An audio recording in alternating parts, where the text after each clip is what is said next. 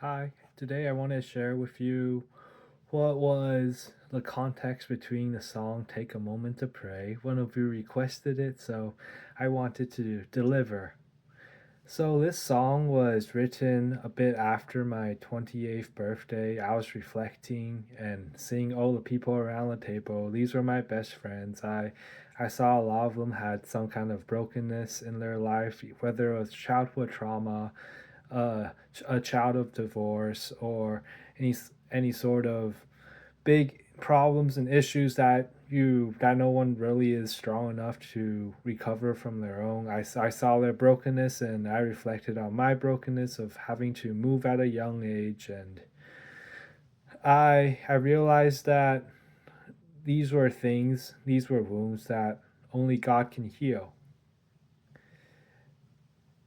And because only God can heal them, it takes a level of surrender. It takes a level of leaning on His discernment to actually even see your own brokenness and how you could process it and heal it with either the body of the Christ, or just taking a bit longer to process it.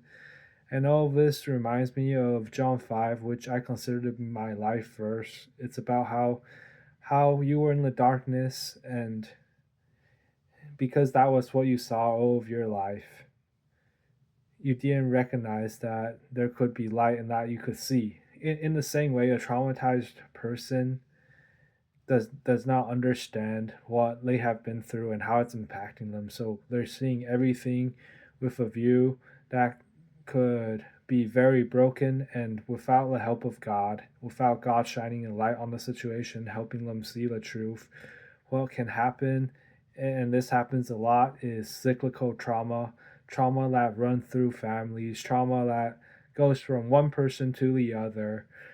It never really ends until you surrender yourself to God. You die to yourself, you're and that helps you see your brokenness. And because you let God in the situation, you give that part of yourself to God, you're able to better heal people.